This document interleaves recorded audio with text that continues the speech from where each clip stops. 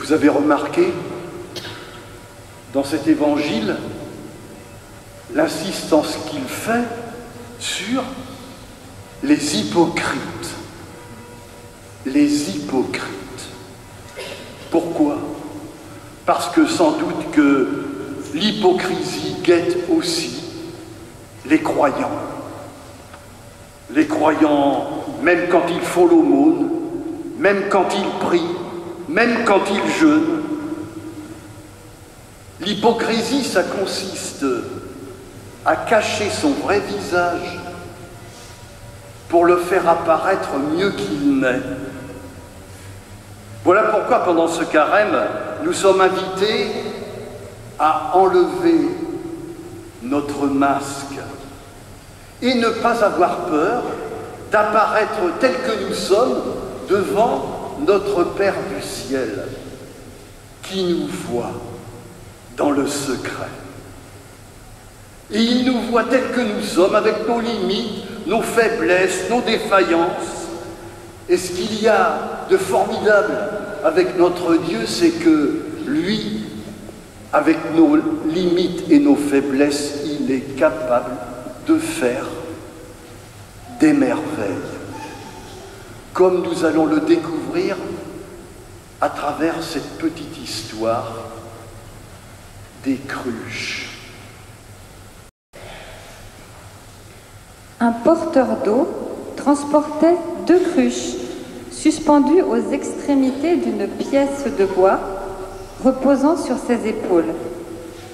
Mais l'une d'elles avait une fissure, pendant que l'autre jarre conservait parfaitement toute son eau de source jusqu'au village. La première perdait la moitié de sa cargaison en cours de route. Cela dura 2 ans, et chaque jour, le porteur d'eau ne livrait qu'une cruche et demie d'eau à chacun de ses voyages. La jarre parfaite était fière d'elle, car elle remplissait sa fonction sans faille. Mais la cruche abîmée avait honte et se sentait déprimée, parce qu'elle n'accomplissait que la moitié de ce qu'on attendait d'elle. Un jour, elle s'adressa au porteur d'eau au moment où il la remplissait à la source.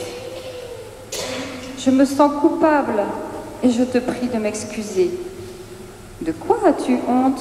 demanda le porteur d'eau. « Je ne réussis qu'à porter la moitié de ma cargaison d'eau à cause de cette fissure qui laisse fuir l'eau. Par ma faute, tu fais tous ces efforts, mais tu ne livres que la moitié de l'eau.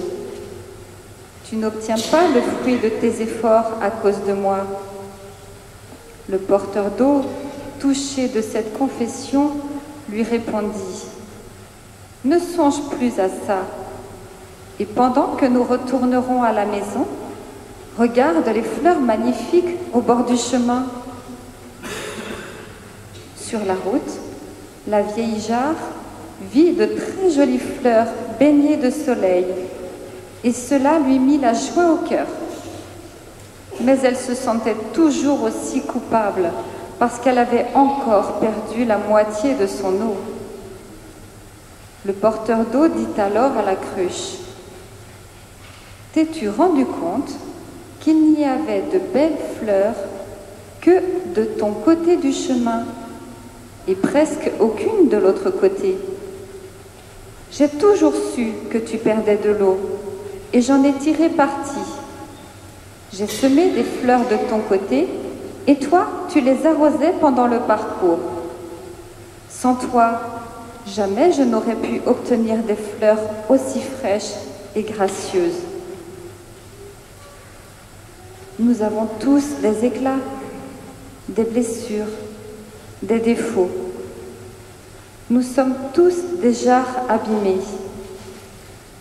Certains d'entre nous sont diminués par la vieillesse, d'autres ne brillent pas par leur intelligence, d'autres trop petits, trop grands, trop gros, trop maigres. Mais ce sont les éclats, les défauts en nous qui rendent nos vies intéressantes et exaltantes. Nous devons prendre les autres tels qu'ils sont et voir ce qu'il y a de bon et de bien en eux. Il y a beaucoup de positif partout. Il y a beaucoup de bon en nous. Souvenons-nous d'apprécier tous les gens si différents qui peuplent notre vie. Sans eux, la vie ne serait pas la vie. Merci Véronique pour cette petite histoire de la cruche. Tout le monde l'a compris. Chacun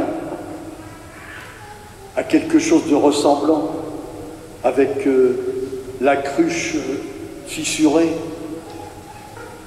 Dieu est capable d'écrire droit avec les courbes de nos vies. Il y a seulement à les accepter et à les regarder comme lui les voit. Gardons en mémoire les 3 insistances de Jésus pour ce carême qui commence. Aumône, prière, jeûne. Fais l'aumône, soigne, accueille, console, pardonne, nourrit. Ces 5 mots-là vont mettre une âme dans chacun de ces dimanches de carême que nous allons vivre.